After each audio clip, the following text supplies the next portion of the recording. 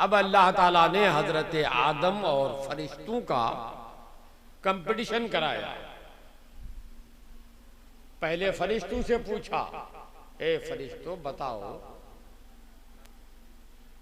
ये क्या क्या चीजें हैं और दुनिया में क्या क्या चीज पैदा होगी। तो दुनिया में क्या क्या चीज पैदा होगी कयामत तक, ये तो गैब का इल्म है, वो तो पैदा पहले से नहीं थी। कुछ चीजें पैदा थी, कुछ चीजें कयामत तक पैदा होगी। फरिश्तों ने कहा, ला इल्म लना इल्ला मा अल्लमतना, ए अल्लाह उन सारी चीजों का हमको इल्म नहीं जो पैदा होगी, जो पैदा करके हमको बता दिया है तूने, हम उसी चीज को जानते हैं। कयामत तक क्या क्या चीज पैदा करेगा, क्या क्या चीज होगी, हम नहीं जानते। तो अल्लाह ताला ने हजरत आदम से फरमाया, आदम तुम बताओ कयामत तक क्या क्या चीजें पैदा होंगी। तो हजरत आदम ने शुरू किया, तो जो पहले पैदा हो चुकी वो भी, और जो पैदा नहीं हुई कयामत तक होगी, सबका नाम फर फर फर फर बता दिया। हजरत आदम ने बता दिया, ए अल्लाह एक जमाना आएगा तू हवाई जहाज पैदा करेगा, ए अल्लाह एक जमाना आएगा तू रॉकेट पैदा करेगा, ए अल्लाह एक जमाना आएगा तू इंटरनेट पैदा करेगा, ए अल्लाह एक जमाना आएगा जो इतने मुल्क होंगे, उस मुल्क में इतनी किस्म के लोग होंगे, उनकी बोलियां ये होंगी, चमचा बनाएगा, कफगीर बनाएगा, कभी मिट्टी का बर्तन बनाएगा और कभी धात का बर्तन बनाएगा। सारी चीजें कयामत तक जो पैदा होने वाली थी सबका नाम हजरत आदम ने बता दिया।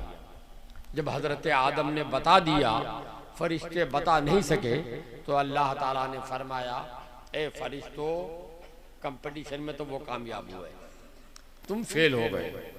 तुम्हारा इल्म कम, आदम का इल्म ज्यादा, और जिसका इल्म कम होता है वो ज्यादा इल्म वाले के सामने झुकता है। जिसका इल्म ज्यादा है उसका मर्तबा ज्यादा है, जिसका इल्म कम है उसका मर्तबा कम है। इसलिए फरिश्तों तुम सब ताजीम के लिए आदम को सजदा करो, फसजुदू li आदमा, ए फरिश्तों तुम लोग आदम को सजदा करो। सारे फरिश्तों ने आदम को सजदा किया सिवाय इबलीस के। शैतान ने सजदा नहीं किया, बाकी सब फरिश्तों ने सजदा किया। क्यों सजदा किया?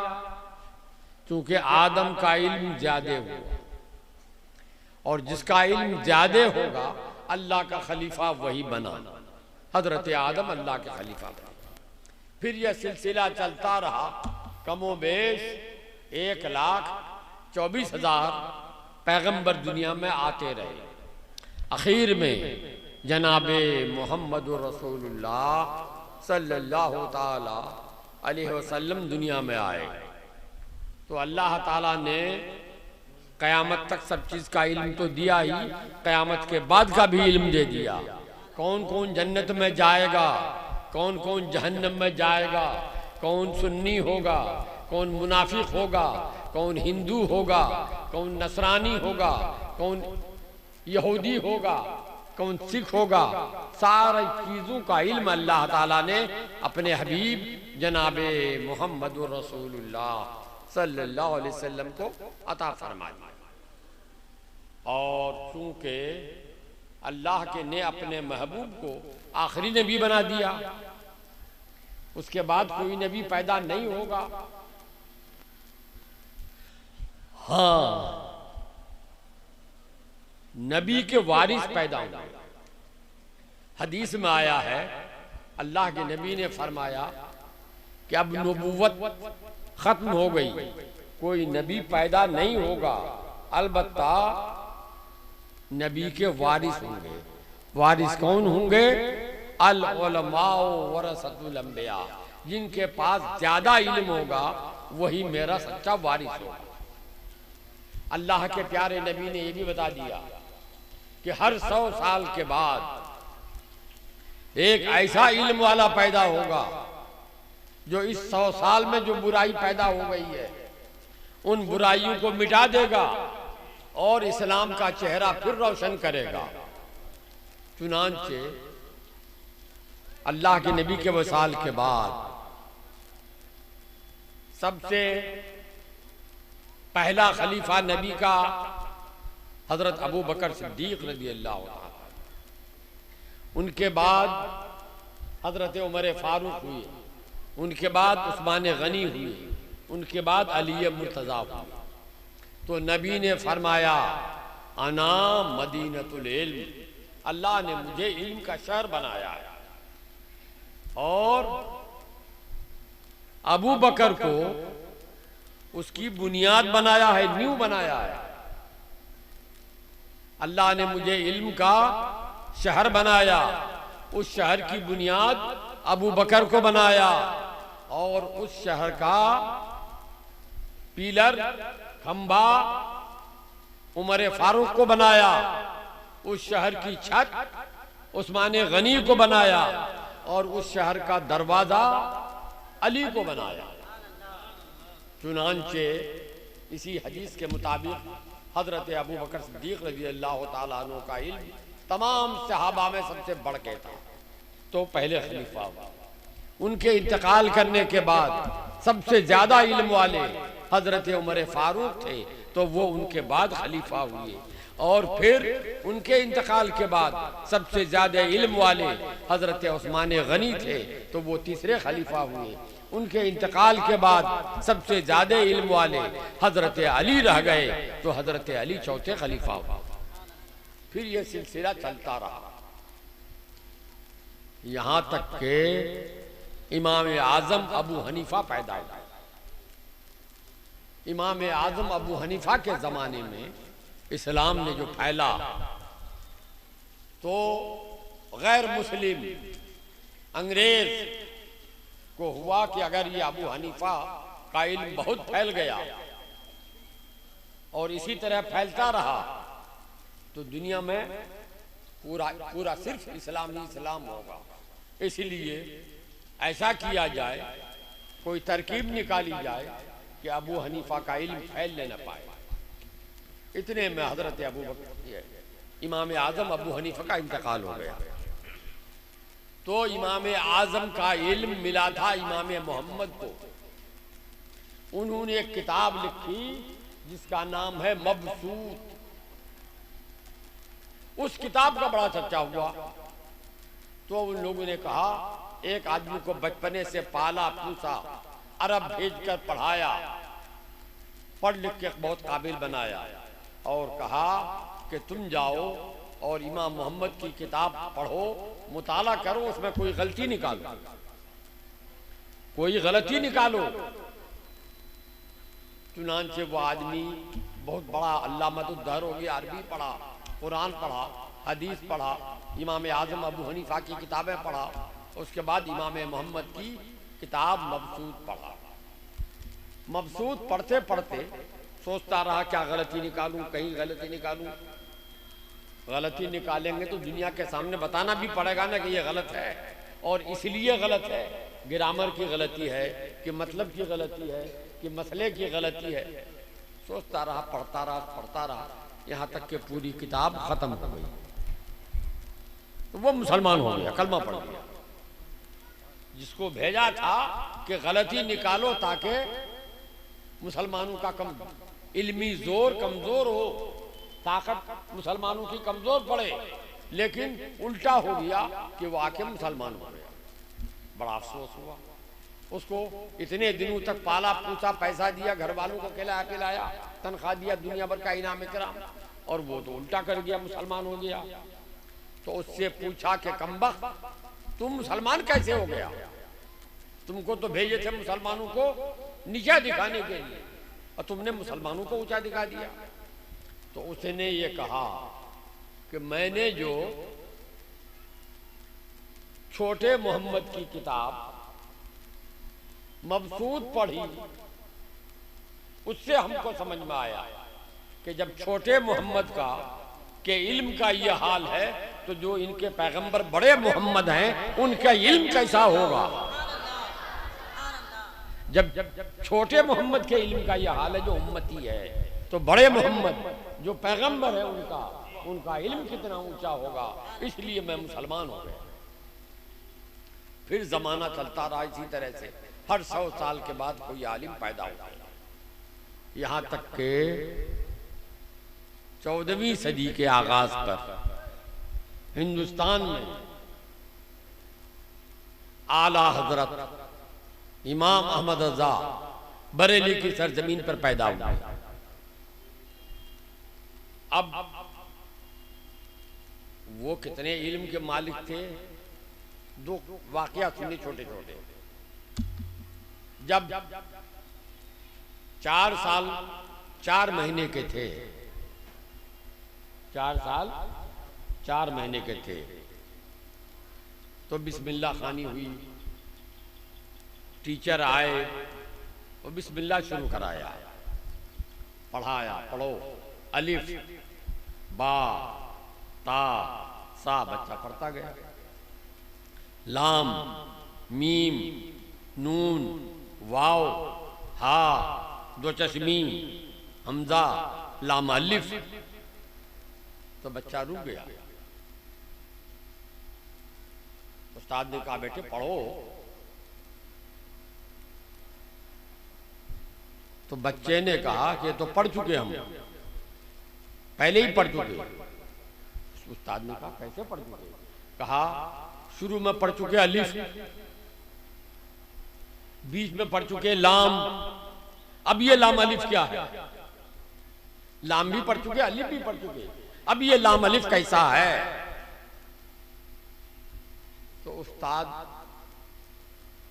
बता नहीं सका कि हाँ बात तो सही है, लाम भी पढ़ चुका है अलिफ भी पढ़ चुका है। तो आला हजरत के दादा जिंदा थे। दादा ने कहा बेटा अलिफ के ऊपर जेर जबर कुछ नहीं होता है। जो शुरू में पढ़े थे वो हमजा था, वो हमजा था, लोग उसको अलिफ कहते हैं। अच्छा वो हमजा था तो लाम तो पढ़ चुके थे, फिर लाम क्यों मिलाया? लाम नहीं होना चाहिए, फिर सिर्फ हमजा ही होना चाहिए। तो उन्होंने कहा कि बेटे बात यह है कि अलिफ पर जेर जबर नहीं होता, हमजा तो पढ़ लिए तुम, मगर अलिफ नहीं जान सके, और अलिफ पर जेर जबर कुछ नहीं होता। तो जिस पर जेर जबर कुछ नहीं हो वो पढ़ा नहीं जाएगा। उसको पढ़ने के लिए शुरू में लाम मिलाया। तो बच्चे ने कहा कि शुरू में मिलाने के लिए, उसको पढ़ने के लिए शुरू में लाम मिलाया, तो बा मिला देता, ता मिला देता, जीम मिला देता। इतनी दूर आने के बाद लाम क्यों मिलाया? तो समझ गए, उनके बाप भी बड़े बुजुर्ग थे, दादा भी बड़े वली थे। बच्चे को उठाया, सीने से लगाया, कहा बेटा तुम अब किसी उस्ताद से नहीं पढ़ सकोगे, आओ तुमको हम पढ़ाते हैं, आओ तुमको हम पढ़ाते हैं। सीने से लगाया, फरमाया बेटा लाम अलिफ बोलने में, लाम अलिफ बोलने में, अलिफ लाम बोलने में, लाम अलिफ बोलने में, लाम लाम जब बोला जाएगा तो किसी को हिज्जे करने कहिए लाम, तो क्या करेगा वो? लाम अलिफ जबर ला, मीम साकिन लाम, लाम अलिफ जबर ला, मीम साकिन लाम। तो अलिफ बीच में आता है, अलिफ बीच में आता है। और उधर से उल्टा के अगर पढ़ो तो पहले मीम होगा, फिर अलिफ होगा, फिर लाम होगा, माल माल पढ़ा जाएगा। उल्टा करो तो भी अलिफ आएगा बीच में, सीधा पढ़ो तो भी अलिफ आएगा बीच में, और इंसान का बीज, उसका असल मरकज दिल है। दिल जब तक सलामत है तो सब सलामत है, और दिल अगर एक सेकंड के लिए रुक जाए तो आदमी जिंदा नहीं रहेगा। कहीं और बीमारी कुछ हो तो हो, कोई आजो काम न करे, हाथ काम नहीं कर रहा है, पैर काम नहीं कर रहा है, आंख काम नहीं कर रही है, मगर आदमी जिंदा रहेगा। और दिल काम करना बंद कर दे एक मिनट तो आदमी जिंदा नहीं रह सकेगा। तो मेरे बेटे, ये इल्म उसी वक्त तक जिंदा है जब तक अलिफ है, और जब तक अलिफ नहीं है दुनिया से इल्म उड़ जाएगा। इसलिए यहाँ पढ़ने में लाम और अलिफ को मिला दिया गया है, और इसको अलिफ को बीच में रखा गया है। तो जिस बच्चे के 4 साल 4 महीने के बच्चे का इल्म ऐसा हो, वो जब फारिग हो गया होगा, बड़ा हुआ होगा, तो उनके इल्म का हाल क्या रहा हो आप अंदाजा करें। बस एक वाकया और सुन लीजिए आप, उनके बड़े हो जाने के बाद इल्म का। उनके शागिर्द मलिकुल उलमा मौलाना ज़फरुद्दीन बिहारी रहमतुल्लाह ताला अलैह पटना के रहने वाले, पटना के रहने वाले थे। वो बरेली गए, बहुत सी जगह पढ़ते हुए जब उनको तसल्ली नहीं हुई तो बरेली गए, आला हजरत से पढ़े। तो जिस जमाने में वो बरेली में आला हजरत से पढ़ते थे, बरेली में बिजली नहीं आई थी। उस जमाने में लालटेन जला के, चिराग जला के पढ़ा जाता था। वो लिखते हैं अपनी किताब में कि जाड़े की एक रात थी, तकरीबन 11 बज चुके थे। 11 बजे रात आला हजरत किताब बंद किए, बाहर बैठ के फतवा किताब लिख रहे थे।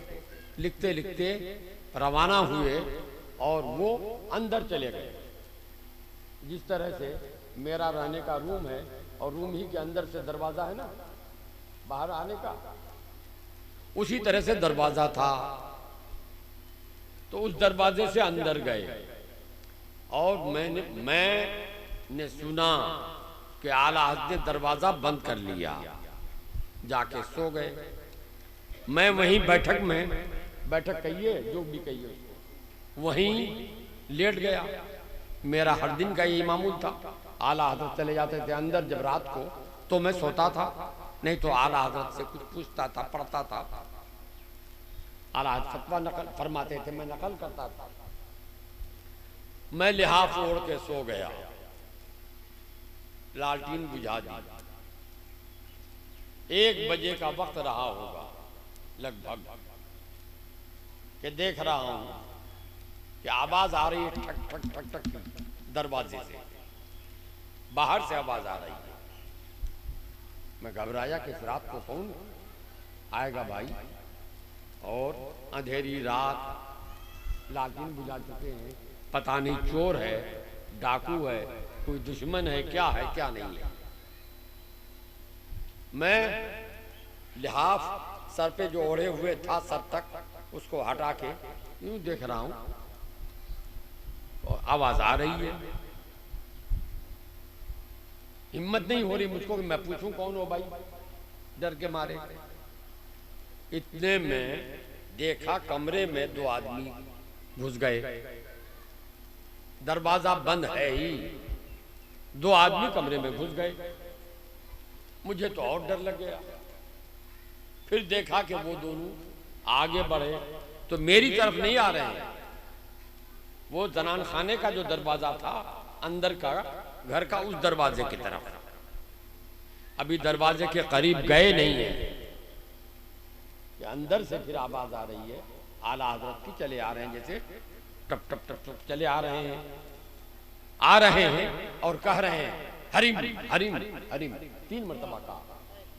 आला हजरत ने कहा हरिम हरिम हरिम 3 मरतबा। आला हजरत तशरीफ लाए, दरवाजा खोला तो क्या देख रहा हूं मैं उजाला हो गया कुछ कि दोनों आने वाले थे, यहां से लाइट निकली और लाइट ऊपर जाने के बाद सांप बन गई। तो आला हजरत ने हदीस पढ़ी कि अल्लाह के नबी ने फरमाया जब इंसानों के सामने जाओ तो इंसान की शक्ल में जाओ। देखा कि दोनों तरफ जो सांप थे, इनके भी उनके भी, वो गायब हो गए। अब आला हजरत ने पूछा कहो कैसे आना हुआ? तो उन्होंने कहा हुजूर हम लोग फला मुल्क में रहते हैं, जिन्नात हैं, फला मुल्क में रहते हैं, जिन्नात हैं। हम लोग फला जगह जा रहे थे तो अफ्रीका के सहरा से गुजर हुआ, रात हुई तो सोचा कि आज रात यही क़याम कर लें और सुबह जाएंगे। क़याम किया, साथ में जो पानी था, जब नमाज के लिए वजू करना चाहे तो देखा पानी में छिपकली गिर गई। छिपकली क्या कहते हैं इधर, गिरगिट में क्या कहते हैं, टिकटिकी गिर गई है, छिपकली गिर गई है पानी में। अब सवाल पैदा हुआ कि पानी पाक रहा कि ना पाक, कैसे वजू किया जाए? तो तय हुआ कि बरेली जाएं और आपसे मसला पूछें। यहां से मसला पूछ के जाएंगे, वहां बताएंगे, तब जाके वजू किया जाएगा या तयम्मुम किया जाएगा या फिर कैसे कोई सूरत निकाली जाएगी। आला हजरत ने मसला बताया, वो लोग सलाम करके वापस हो गए। अब मलिकुल उलमा लिखते हैं कि मुझे डर के मारे रात भर नींद नहीं आई, मैं सोया ही नहीं। सुबह अजान हुई तो उठा, आला हजरत उठे, नमाज पढ़ने गया, मगर मेरे दिल में तो खाली वही वो जिन्नात की बात। नमाज पढ़ के जब आए तो मैंने हिम्मत करके आला हजरत से पूछा हुजूर रात को वो क्या हुआ था? तो आला हजरत ने जवाब दिया कि वो फला मुल्क के जिन्नात थे, वो वहां से गुजर रहे थे और पानी में उनके टिकटिकी गिर गई थी, इसलिए मसला पूछने आए थे। कहा हुजूर वो तो ठीक है, मसला पूछने आए थे, मगर ये हरीम हरीम आप क्या बोल रहे थे? आला हजरत ने फरमाया ये जिन्नात की बोली में रुक जाओ का रुक जाओ हरीम के माना है रुक जाओ, जैसे अरबी में जमजम के माना है थम जाओ।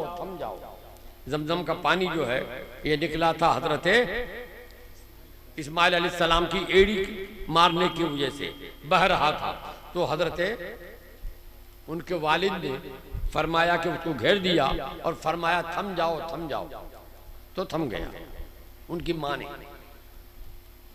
तो ऐसे ही जैसे जमजम के माने थम जाओ, हरीम के माने है रुक जाओ।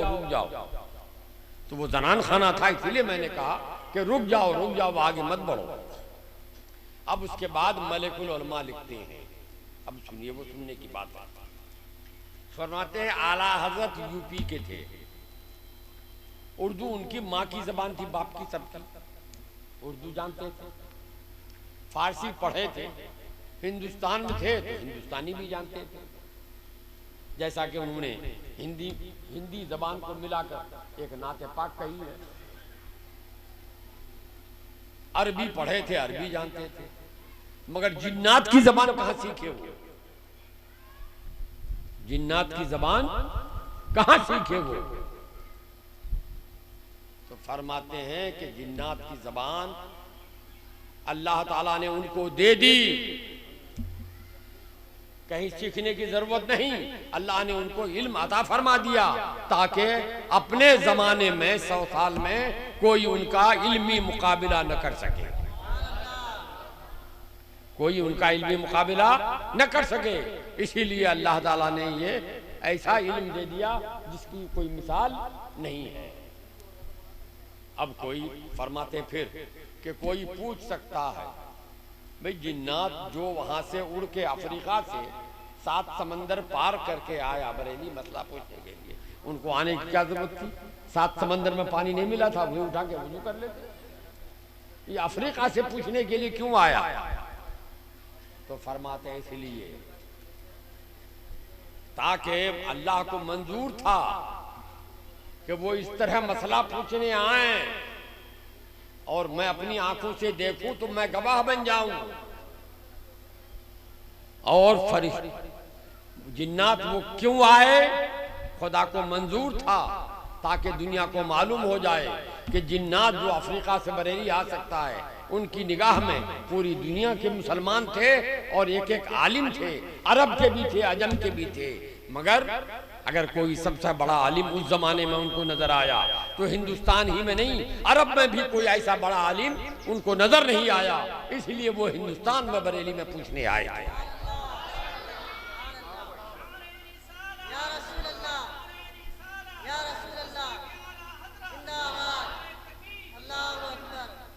इसीलिए वो हिंदुस्तान आए। तो अल्लाह ताला ने उनको ऐसा इल्म अता फरमाया था। अपने जमाने का सबसे बड़ा आलिम, उस 100 साल में उस जैसा आलिम किसी मसलक में पैदा नहीं हुआ। और हजरते अल्लाह ने उनको मुजद्दिद बनाया। हजरते इमाम रब्बानी मुजद्दिद अल्फसानी जो 10वीं सदी में थे, 10वीं सदी के आखिर में और 11वीं सदी के आगाज में थे। तो 10वीं के बाद 11वीं 1, 12वीं 2, 13वीं 3, 14वीं 4।